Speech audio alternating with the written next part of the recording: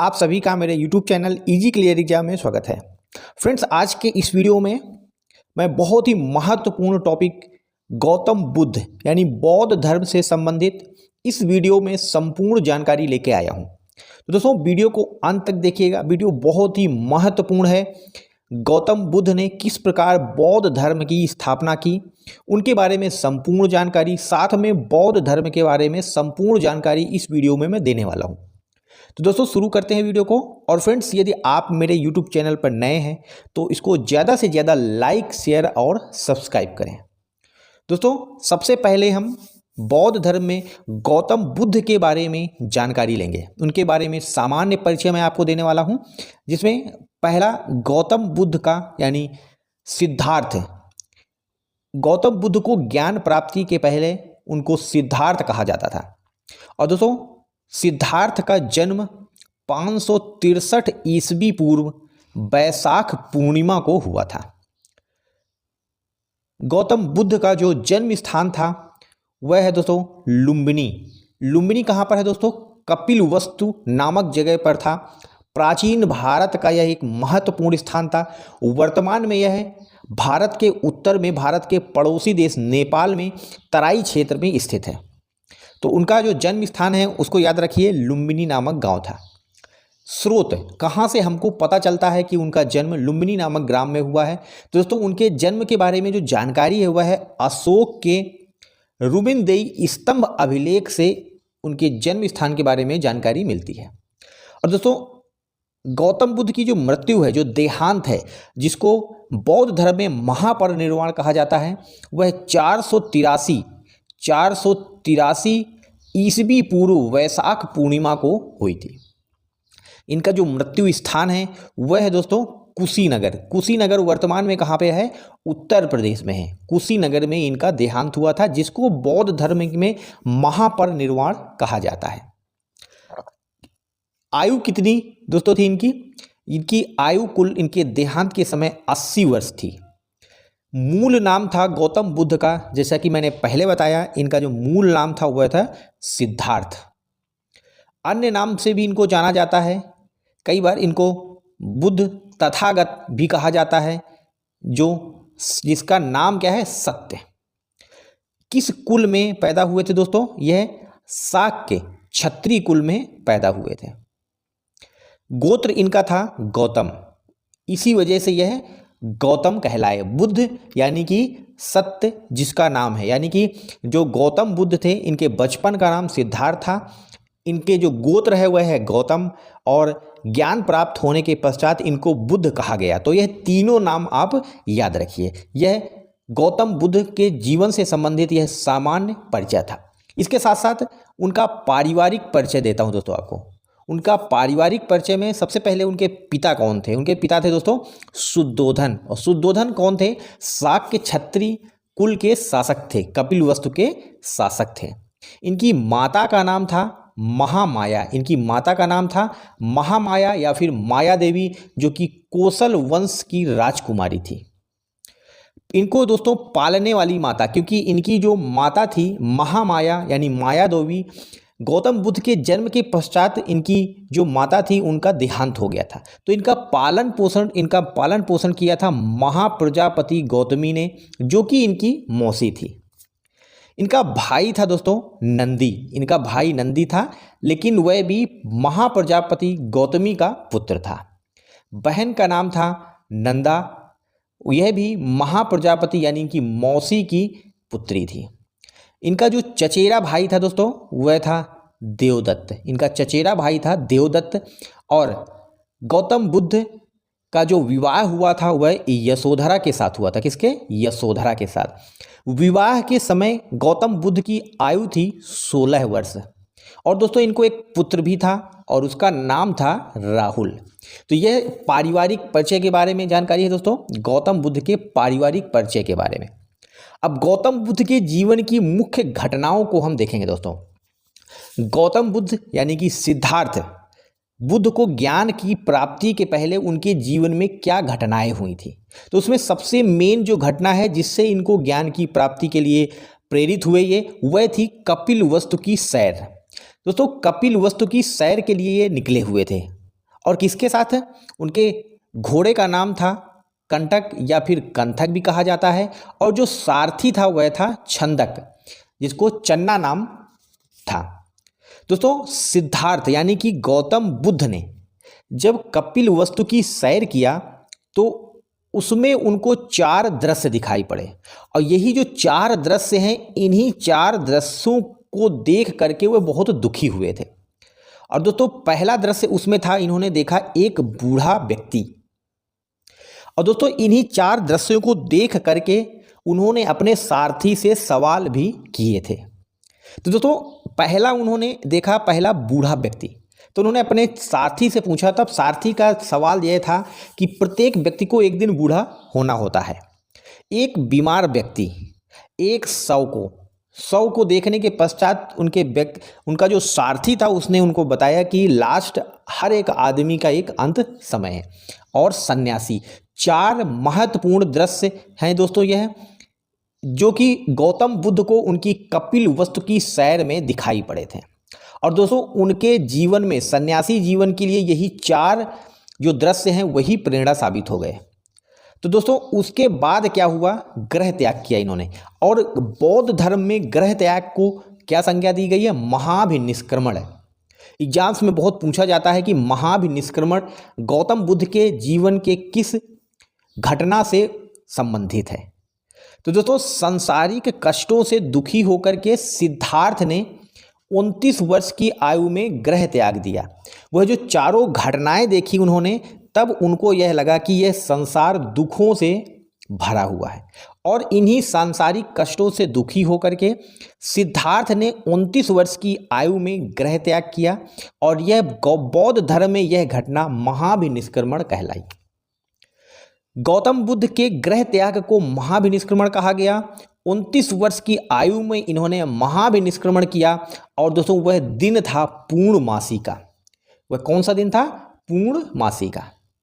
इसके बाद दोस्तों जब इन्होंने ग्रह त्याग यानी महाभिनिष्क्रमण किया तो यह गुरु की तलाश में निकले।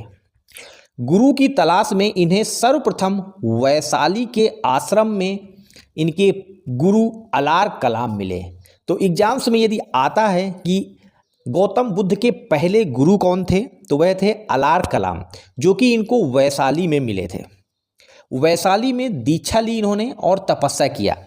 अलार कलाम इनके पहले गुरु के साथ इन्होंने तपस्या भी की और वहाँ दीक्षा थी, लेकिन उससे वह संतुष्ट नहीं हुए। तो 2 महत्वपूर्ण तथ्य, इनके गुरु पहले अलार कलाम कहाँ पर मिले थे? वैशाली में। इसके बाद दोस्तों इनको दूसरे गुरु मिले, उनका नाम था रुद्रक रामपुत्र। और दोस्तों ये जो दूसरे गुरु थे यह उनको राजगृह में मिले। कहाँ पर? राजगृह में मिले थे। तो इनके गुरुओं के नाम और पहले और दूसरे कौन है वह भी याद रखिए। उसके पश्चात दोस्तों यह दोनों ही गुरुओं से जब संतुष्ट नहीं हुए तो यह कहाँ पहुँचे? उरुवेला। उरुवेला दोस्तों वर्तमान में कहाँ पर है? बोधगया बिहार में। तो दोस्तों बोधगया बिहार में यह वहाँ पहुँचे और वहाँ पर 5 साधक इनको मिले। उरुवेला में सिद्धार्थ ने 29 दिन की तपस्या किया। वहाँ पर सिद्धार्थ को खीर देने वाली महिला थी सुजाता। एग्जाम्स में बहुत आता है। सिद्धार्थ के साथियों ने इसी कारण से उनको छोड़ दिया था, क्योंकि उन्होंने सुजाता की खीर खाई थी और संन्यास धारण के बाद इनको जो उनके साथ में साधक थे वह यह सब उनको पसंद नहीं आया था। और दोस्तों 29 वर्ष की आयु में जब ग्रह त्याग किया तो यह वैशाली अलार कलाम के पास पहुंचे पहले गुरु, वहां संतुष्ट नहीं हुए तो उरुवेला पहुंचे। उरुवेला में दोस्तों इन्होंने 6 वर्ष की कठोर तपस्या किया और 35 वर्ष की आयु में वैशाख पूर्णिमा के दिन ही इनको ज्ञान की प्राप्ति हुई। किसकी? ज्ञान की प्राप्ति इनको 35 वर्ष की आयु में हुई थी। बहुत ही इंपॉर्टेंट पॉइंट है दोस्तों, इसको याद रखिएगा। किस वर्ष की आयु में गौतम बुद्ध को ज्ञान की प्राप्ति हुई थी। और बौद्ध धर्म में दोस्तों ज्ञान प्राप्ति को संबोधि कहा गया है। बहुत ही महत्वपूर्ण तथ्य हैं दोस्तों, एग्जाम्स के लिहाज से very most important point, very most important point. यहीं से एग्जाम्स में प्रश्न बन जाएगा, यहीं से एक क्वेश्चन जरूर बन जाएगा।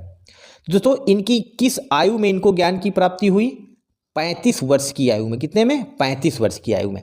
और वह दिन कौन सा था? दिन था दोस्तों वैशाख पूर्णिमा। स्थल कौन सा था? बोध गया। प्राचीन भारत में कहा जाए तो उरुवेला। और दोस्तों नदी कौन सी थी? जिस नदी के किनारे इन्होंने तपस्या किया था वह थी दोस्तों निरंजना नदी। और वृक्ष, जिस वृक्ष के नीचे इन्होंने तपस्या किया था वह था पीपल का वृक्ष। और स्मृति महाबोधि मंदिर। स्मृति का मतलब यह है कि जहाँ पर इनको ज्ञान की प्राप्ति हुई है उस जगह को, वहाँ पर महाबोधि मंदिर का निर्माण किया गया है। तो महाबोधि मंदिर आप याद रखिए बोध गया में है। और बोध गया वर्तमान में कहाँ पर है? बिहार में है।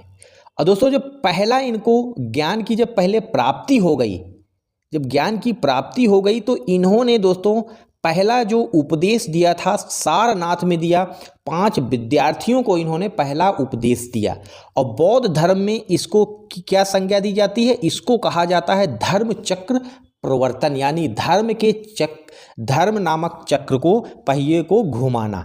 तो धर्म चक्र प्रवर्तन कहा जाता है इन्होंने जब पहला उपदेश दिया था ज्ञान प्राप्ति के समय। तो दोस्तों इससे भी बहुत ही महत्वपूर्ण जानकारी है। स्थान क्या था? सारनाथ। दिन कौन सा था? वैशाख पूर्णिमा।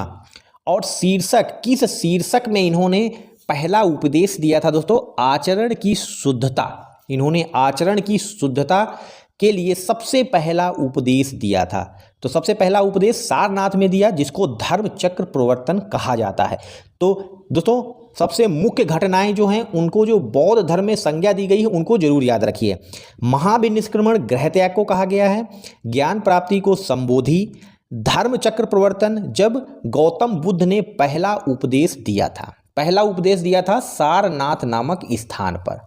पहला उपदेश सारनाथ नामक स्थान पर दिया। गृह त्याग को महाभिनिष्क्रमण, ज्ञान प्राप्ति को संबोधि, प्रथम उपदेश को धर्म चक्र प्रवर्तन और देहांत को महापरिनिर्वाण कहा जाता है। वेरी मोस्ट इंपॉर्टेंट पॉइंट्स हैं फ्रेंड्स। इसी से एग्जाम्स में प्रश्न फंसता है कि विभिन्न शब्दावली हैं वह गौतम बुद्ध के जीवन में किस प्रकार संबंधित हैं। तो याद रखिए महाविनिष्क्रमण, संबोधि, धर्म चक्र प्रवर्तन और महापरिनिर्वाण। सिद्धार्थ के जीवन यानी गौतम बुद्ध के जीवन से संबंधित 4 महत्वपूर्ण घटनाएं हैं। और दोस्तों ज्ञान की प्राप्ति के पश्चात उन्होंने कुछ सिद्धांत दिए। उनमें से सबसे पहले हैं त्रिरत्न। इनके त्रिरत्न सिद्धांतों में पहला है बुद्ध, दूसरा है धम्म, तीसरा है संघ। तो त्रिरत्न भी आप याद रखिए, एग्जाम्स के लिए बहुत ही महत्वपूर्ण है। गौतम बुद्ध ने जीवन के 4 आर्य सत्य बताए हैं। 4 आर्य सत्य बताए हैं। तो इनको भी याद रखने की आवश्यकता है क्योंकि एग्जाम्स में पूछा जाता है। इंटरव्यू में आपसे पूछ लिया जाएगा कि बौद्ध धर्म के 4 आर्य सत्य कौन से हैं। तो पहला दोस्तों 4 आर्य सत्य जो कि प्रत्येक मनुष्य के जीवन में आते हैं, ये गौतम बुद्ध ने कहा था। गौतम बुद्ध ने कहा दुख होता है यानी दुख है, दुख समुदाय है, दुख निरोध है, दुख निरोध गामिनी प्रतिपदा। इनका अर्थ यह है कि दुख तो है, दुख का कोई ना कोई कारण है, दुख का कोई ना कोई कारण है। अब दुख का कोई ना कोई कारण है तो दुख का कोई ना कोई निरोध यानी कि उसको खत्म करने का उपाय भी है। और दुख निरोध के मार्ग, किन मार्गों पर चल करके दुख को समाप्त किया जा सकता है। तो यह 4 उन्होंने 4 आर्य सत्य बताए थे मनुष्य के जीवन में। तो त्रिरत्न के बाद 4 आर्य सत्य, इनको आप जरूर मन में बैठा लीजिए। उसके बाद जिन मार्गों पर चल करके दुख का निरोध यानी दुख को खत्म करना है उसके बारे में उन्होंने बताया। पहला बताया उन्होंने दोस्तों कि सम्यक दृष्टि का मतलब है वस्तुओं के वास्तविक स्वरूप को देखना। उसके बाद बताया उन्होंने सम्यक संकल्प का अर्थ है भौतिक सुखों का त्याग। सम्यक संकल्प का अर्थ है भौतिक सुखों का त्याग। तीसरा बताया सम्यक वाक का मतलब यह है सदा सत्य बोलो। सम्यक कर्म, सदा सत्कर्म यानी अच्छे कर्म करो। सम्यक आजीव मतलब सदाचार के नियमों का पालन करो। सम्यक व्यायाम मतलब विवेकपूर्ण प्रयत्न करना। सम्यक स्मृति मतलब सच्ची धारणा रखना। सम्यक समाधि मतलब मन की एकाग्रता को रखना। तो प्रत्येक मनुष्य के जीवन में दुख है, लेकिन गौतम बुद्ध ने बताया कि प्रत्येक मनुष्य के जीवन के 4 आर्य सत्य हैं। उन 4 आर्य सत्यों को समाप्त करने के लिए आपको अष्टांगिक मार्ग भी गौतम बुद्ध ने दिए थे। कौन से? अष्टांगिक यानी 8 मार्ग उन्होंने बताए हैं जिन पर चल करके आप सांसारिक दुखों से मुक्ति पा सकते हैं। तो इन 8 जो मार्ग बताए हैं उनको याद रखना है। गौतम बुद्ध के उपदेश, गौतम बुद्ध के उपदेश जो बुद्ध ने उपदेश दिया है वह आचरण की शुद्धता से संबंधित है। एग्जाम से पूछा जा सकता है कि गौतम बुद्ध के उपदेश में खास बात क्या है, तो आचरण की शुद्धता से संबंधित है।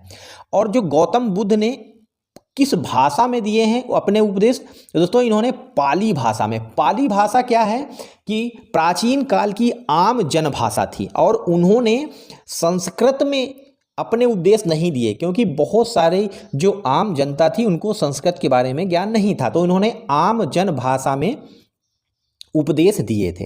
सर्वाधिक उपदेश इन्होंने दोस्तों कहाँ पर दिए हैं? सर्वाधिक उपदेश इन्होंने दिए हैं श्रावस्ती नामक जगह पर।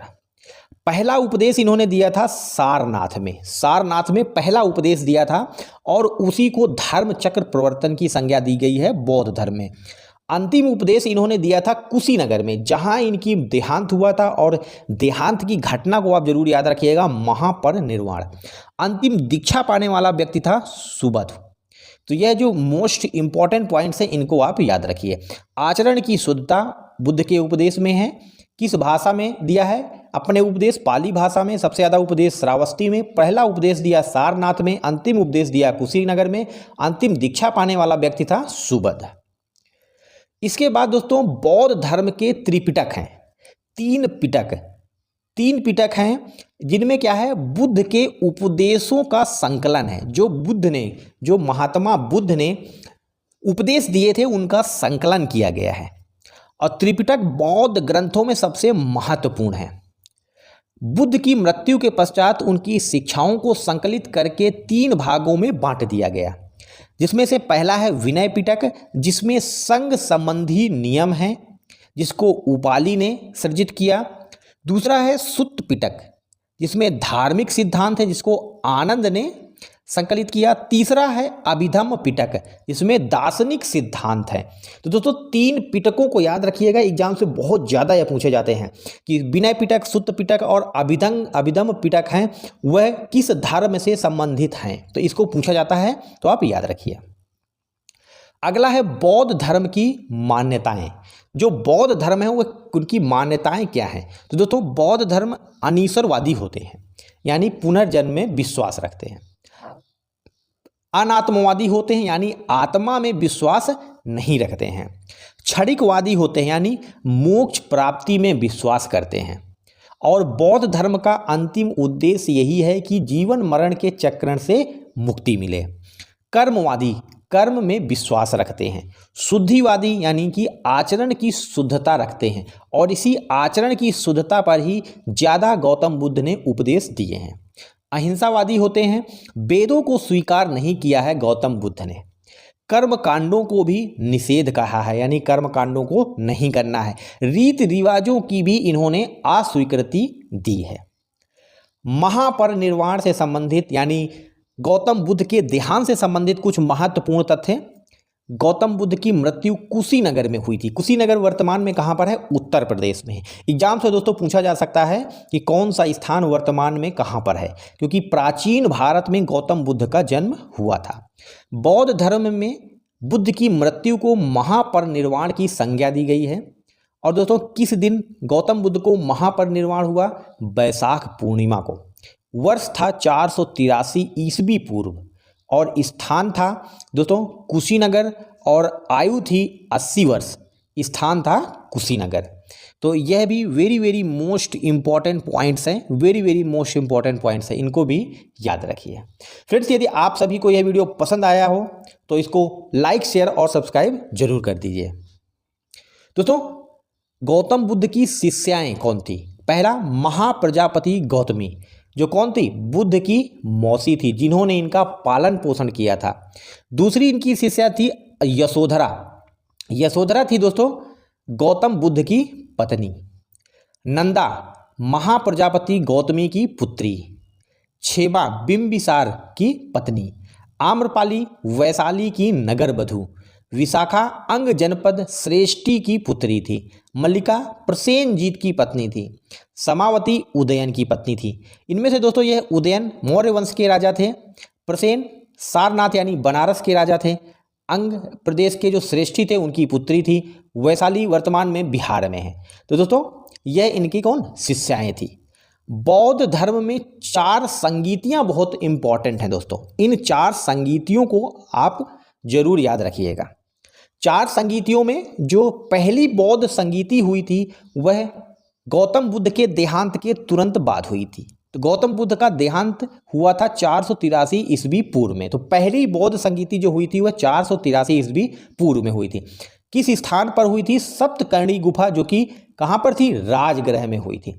उस समय शासक था वहाँ का अजात शत्रु, और किसकी अध्यक्षता में हुई थी? महाकश्यप।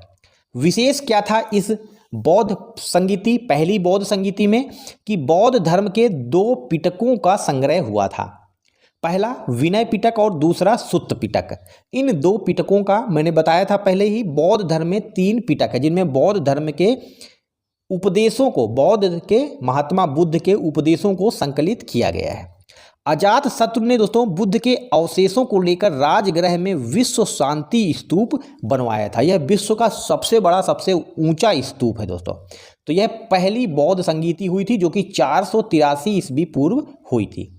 दूसरी बौद्ध संगीति 100 वर्ष के पश्चात 383 ईस्वी पूर्व को हुई, और स्थान था बालूका राम, जो कि कहाँ पर है? वैशाली में है।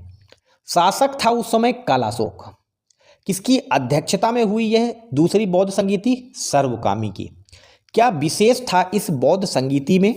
तो दोस्तों बौद्ध धर्म 2 संघों में विभाजित हो गया। पहला स्थाविर यानी रूढ़िवादी, दूसरा महासांधिक यानी कि प्रगतिशील। तो दूसरी बौद्ध संगीति में बौद्ध धर्म 2 संघों में विभाजित हुआ था। तीसरी बौद्ध संगीति दोस्तों, तीसरी बौद्ध संगीति हुई 251 ईस्वी पूर्व में। कब हुई थी? 251 ईस्वी पूर्व में। कहाँ पर हुई? पाटलिपुत्र में हुई। शासक कौन था उस समय दोस्तों? सम्राट अशोक, मौर्य वंश का सबसे महान शासक। तीसरी बौद्ध संगीति के अध्यक्ष कौन थे? मुगाली पुत्र तिस्स। विशेष क्या हुआ दोस्तों? इसमें तीसरे पिटक अभिधम्म पिटक का संकलन किया गया। तिस्स द्वारा कथा वस्तु ग्रंथ की रचना भी की गई थी तीसरी बौद्ध संगीति में, और तीसरी बौद्ध संगीति हुई थी सम्राट अशोक के शासनकाल में। सम्राट अशोक के शासनकाल में तीसरी बौद्ध संगीति हुई थी। चौथी बौद्ध संगीति हुई है दोस्तों 100 ईस्वी पूर्व को। किस वर्ष हुई है? 100 ईस्वी पूर्व को। स्थान कहाँ पे था? कुंडल वन, जो कि कहाँ पर था? कश्मीर में। शासक उस समय था कुषाण वंश के महान शासक कनिष्क। किसकी अध्यक्षता में हुई दोस्तों? वसुमित्र। वसुमित्र की अध्यक्षता में चौथी बौद्ध संगीति हुई थी।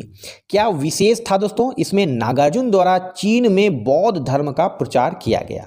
और दोस्तों बौद्ध धर्म 2 संप्रदायों में विभाजित हो गया था। पहला संप्रदाय हीनायन, दूसरा संप्रदाय महायान।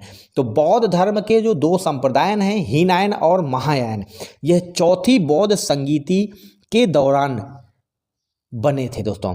तो बौद्ध धर्म 2 संप्रदायों में, हीनायन और महायान संप्रदायों में, चतुर्थ बौद्ध संगीति में विभाजित हुआ था। वेरी वेरी मोस्ट इंपॉर्टेंट है दोस्तों चारों बौद्ध संगीतियां। अब हम जानेंगे इस वीडियो में आगे हीनायन और महायान में अंतर। दोस्तों आप सभी को यदि यह वीडियो पसंद आ रहा हो तो इसको ज़्यादा से ज़्यादा लाइक, शेयर और सब्सक्राइब करें, ताकि दूसरों को भी बौद्ध धर्म के बारे में जितनी भी महत्वपूर्ण जानकारी है वह आसानी से मिल सके। तो दोस्तों आगे जानेंगे हम हीनायन और महायान, बौद्ध धर्म के 2 महत्वपूर्ण संप्रदाय, जिनमें से बौद्ध धर्म 2 संप्रदायों में चौथी बौद्ध संगीति में विभाजित हो गया था। दोस्तों हीनायन के लोग कैसे थे? निम्न मार्गी लोग थे हीनायन में, वहीं महायान के लोग थे उत्कृष्ट मार्गी लोग। सिद्धांत हीनायन के जो मानने वाले थे वह रूढ़िवादी थे, वहीं प्रगतिशील थे महायान के लोग। मान्यता, हीनयान में बुद्ध को महापुरुष माना जाता है, लेकिन महायान के लोग बुद्ध को देवता मानते हैं, उनको देवता के रूप में पूजा करते हैं, यानी मूर्ति रूप में उनकी पूजा करते थे। मूर्ति पूजा विरोध थी हीनयान में। महायान के लोग, महायान संप्रदाय के लोग क्या करते थे? मूर्ति पूजा का समर्थन करते थे।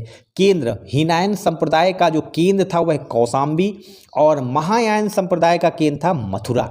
भाषा क्या थी? हीनयान संप्रदाय के मानने वाले लोग क्योंकि निम्न मार्गी थे, इसलिए उन्होंने पाली भाषा को चुना क्योंकि यह आम जनभाषा थी। और महायान मानने वाले जो लोग थे, संप्रदाय के लोग थे, वह उत्कृष्ट मार्गी थे, इसलिए उन्होंने संस्कृत भाषा को चुना था। संस्कृत उस समय बहुत कठिन भाषा थी। निर्वाण, इसमें व्यक्तिगत तपस्या के द्वारा मोक्ष यानी कि मोक्ष को प्राप्त किया जा सकता था, लेकिन महायान संप्रदाय ने यह कहा कि सभी के लिए निर्वाण आवश्यक नहीं है। उनमें मुख्य तौर पर स्त्रियों के लिए इन्होंने बोला निर्वाण उनका संभव नहीं है। तो हीनयान और महायान में दोस्तों बहुत महत्वपूर्ण अंतर थे। दोस्तों, महात्मा बुद्ध के जीवन से संबंधित कुछ प्रतीक हैं, उनके बारे में जानकारी देता हूं आपको। गर्भ, जब गौतम बुद्ध यानी सिद्धार्थ गर्भ में आए तो उस घटना को हाथी के प्रतीक के रूप में माना जाता है। दूसरा, जन्म, जन्म दोस्तों कमल का प्रतीक माना जाता है। इनका यौवन सांड के प्रतीक के रूप में है। इनका गृह त्याग घोड़ा प्रतीक है। ज्ञान पीपल का वृक्ष। प्रथम प्रवचन चक्र। सातवां निर्वाण पद, निर्वाण पद क्या है? पद चिन्ह, पद चिन्ह इनके निर्वाण पद के रूप में है दोस्तों। तो यह इनके बौद्ध यानी गौतम बुद्ध के जन्म के जीवन के संबंधित प्रतीक हैं। इन प्रतीकों को आप याद रखिए, एग्जाम्स में पूछा जाता है कि गौतम बुद्ध के जीवन में ज्ञान का प्रतीक क्या है, तो आपको बताना है पीपल। दूसरा, प्रथम उपदेश का प्रतीक क्या है? चक्र। तो ऐसे एग्जाम्स में क्वेश्चन बनते हैं। बौद्ध मठों के बारे में जानकारी लेंगे दोस्तों। बौद्ध मठ, वर्षा ऋतु में मठों में प्रवास के दौरान भिक्षुओं द्वारा किए गए अपराध को स्वीकार करने का आवास होता है। भारत का सबसे बड़ा बौद्ध मठ है अरुणाचल प्रदेश में। बौद्ध मठों में दोस्तों पवरन नामक समारोह होता है और सबसे महत्वपूर्ण बौद्ध मठों में जो चैत्य जगह होती है वह बौद्ध भिक्षुओं का पूजा स्थल होता है और विहार क्या होता है? बौद्ध भिक्षुओं का निवास स्थल। एग्जाम्स में यह प्रश्न आया हुआ है कि बौद्ध धर्म में चैत्य का संबंध किससे है? तो चैत्य का संबंध यह है कि बौद्ध भिक्षुओं का यह पूजा स्थल होता है और जो विहार है वह बौद्ध भिक्षुओं का क्या है? निवास स्थल होता है। तो इन दो शब्दों को याद रखिए, चैत्य और विहार को। बौद्ध धर्म के अनुयायी शासक, कौन कौन से शासकों ने बौद्ध धर्म को मान्यता दी थी या फिर बौद्ध धर्म का समर्थन किया था या उसके अनुयायी थे? तो पहला दोस्तों बिंबिसार, जहां की बिंबिसार के राज्य की राजधानी थी गिरिव्रज। अजात शत्रु, इनकी राजधानी थी राजगृह। सम्राट अशोक मौर्य वंश का महान शासक, पाटलिपुत्र थी इनकी राजधानी। कनिष्क, कनिष्क की राजधानी कहाँ पे? कनिष्क कौन थे? कुषाण वंश के शासक थे, इनकी राजधानी थी पेशावर। हर्षवर्धन, वर्धन वंश के शासक थे, इनकी राजधानी थी कन्नौज। उदयन जो कि मौर्य वंश के शासक थे, उस समय मौर्य वंश की राजधानी थी कौशाम्बी। प्रसेनजीत जो कि कौशल के राजा थे दोस्तों, और यह बौद्ध धर्म को मानने वाले राजा थे। तो एग्जाम्स में कई बार प्रश्न आता है कि कौन सा राजा किस धर्म का अनुयायी था, तो आप याद रखिए इतने जो कनिष्क, हर्षवर्धन, उदयन, प्रसेनजीत, अजातशत्रु और बिंबिसार, यह सब बौद्ध धर्म के अनुयायी शासक थे। और दोस्तों प्रसिद्ध बौद्ध विद्वानों के बारे में भी जानकारी ले लीजिए। प्रसिद्ध बौद्ध विद्वान जो थे उनके बारे में, पहला वसुमित्र। वसुमित्र दोस्तों महाविभास सूत्र की रचना किया, जो कि क्या है? बौद्ध धर्म का विश्वकोश है। दोस्तों वसुमित्र, इनकी ही अध्यक्षता में चौथी बौद्ध संगीति हुई थी। कहाँ पर? कुंडलवन कश्मीर में। और जहाँ पर क्या हुआ था? बौद्ध संप्रदाय दो भागों में, दो संप्रदायों में विभाजित हुआ था, हीनयान और महायान। अश्वघोष ने क्या किया था? बुद्ध चरित की रचना किया था। बौद्ध धर्म का महाकाव्य है दोस्तों यह। नागार्जुन, इन्होंने माध्यमिक कारिका यानी शून्यता का सिद्धांत दिया था। असंग ने अभिधम्म कोश की रचना किया। बुद्ध घोष ने हीनयान और बुद्ध पालित ने प्रतिपादित किया शून्यवाद को। तो दोस्तों बौद्ध धर्म के यह महान बौद्ध विद्वान थे। प्रमुख बौद्ध विश्वविद्यालय कौन थे दोस्तों? प्राचीन काल में बौद्ध शिक्षा के 3 प्रमुख केंद्र थे। पहला नालंदा, महायान बौद्ध धर्म की शिक्षा का प्रमुख केंद्र था नालंदा। वहीं पर वल्लभी हीनयान बौद्ध धर्म की शिक्षा का प्रमुख केंद्र था। और जो विक्रमशिला था वह महावीर की स्थापना, यह विक्रमशिला महावीर था जिसकी स्थापना पाल नरेश धर्मपाल ने किया था। तो दोस्तों यह महत्वपूर्ण शिक्षा केंद्र थे जिनकी स्थापना विभिन्न लोगों ने किया था। प्रमुख बौद्ध शिक्षा केंद्र और आपको बताया दोस्तों, नालंदा बिहार में है, कुमारगुप्त ने इसका निर्माण करवाया था, गुप्त वंश के शासक थे। महायान की शिक्षा दी जाती थी। वल्लभी कहाँ पर है? गुजरात में, भट्टारक ने इसकी स्थापना कराई। मैत्रिक वंश था इनका, हीनयान संप्रदाय की यहाँ पर शिक्षा दी जाती थी। तीसरा विक्रमशिला कहाँ पर है? बिहार में। धर्मपाल ने इसकी स्थापना की। कहाँ? धर्मपाल कौन था? पाल वंश का राजा था। और वज्रायन की यहाँ शिक्षा दी जाती थी। ओदंतपुरी कहाँ पर है? बिहार शरीफ में। इसकी पाल वंश के ही महान शासक गोपाल ने इसकी स्थापना की थी और महायान संप्रदाय की यहाँ शिक्षा दी जाती थी। जगदल राजशाही कहाँ का था? यह बांग्लादेश का, जिसने जगदल की स्थापना की शासक था रामपाल, पाल वंश का दोस्तों। तो यह महत्वपूर्ण शिक्षा केंद्र थे बौद्ध धर्म से संबंधित। बुद्ध के जीवन से संबंधित स्तूप, बुद्ध के जीवन से संबंधित स्तूप। पहला दोस्तों बोध गया का स्तूप, जहां पर बुद्ध को ज्ञान की प्राप्ति हुई थी। दूसरा सारनाथ का स्तूप, जहां पर इन्होंने सबसे पहले उपदेश दिया था, यानी धर्म चक्र प्रवर्तन। तीसरा स्तूप कुशीनगर, जहां पर इनको महापरिनिर्वाण हुआ था। दोस्तों स्तूप वह होते हैं जो कि जहां पर या तो गौतम बुद्ध के अवशेष रखे गए हैं, या फिर जैसे विश्व का सबसे बड़ा शांति स्तूप जो कि अजातशत्रु ने बनवाया था, कहाँ पर? राजगृह में। तो वह गौतम बुद्ध के जीवन के अवशेषों को वहाँ पर रखा गया था। उसी प्रकार स्तूप होते हैं एक मिट्टी का, एक जो बना हुआ एक मिट्टी का निर्माण होता है। वहाँ पर दोस्तों क्या होता है? विभिन्न बौद्ध धर्म के अनुयायियों के अवशेष रखे जाते हैं। विश्व शांति स्तूप था जो दोस्तों, वह 483 ईस्वी में बनवाया गया था राजगृह में। किसके द्वारा? अजातशत्रु के द्वारा। अजातशत्रु ने बुद्ध के अवशेषों को लेकर के राजगृह में विश्व शांति स्तूप बनाया था और यह विश्व का पहला बौद्ध स्तूप था और विश्व का सबसे ऊंचा भी बौद्ध स्तूप था। दोस्तों सबसे रोचक जानकारी मैं आपको दे दूं, सम्राट अशोक मौर्य वंश के महान शासक ने लगभग सबसे ज़्यादा 84,000 बौद्ध स्तूपों का निर्माण किया था। तो दोस्तों यह बौद्ध धर्म से संबंधित सबसे महत्वपूर्ण जानकारी है जिसको सभी को जानना चाहिए। सभी की जानकारी के लिए आप दोस्तों इसको ज़्यादा से ज़्यादा लाइक, शेयर और सब्सक्राइब करें।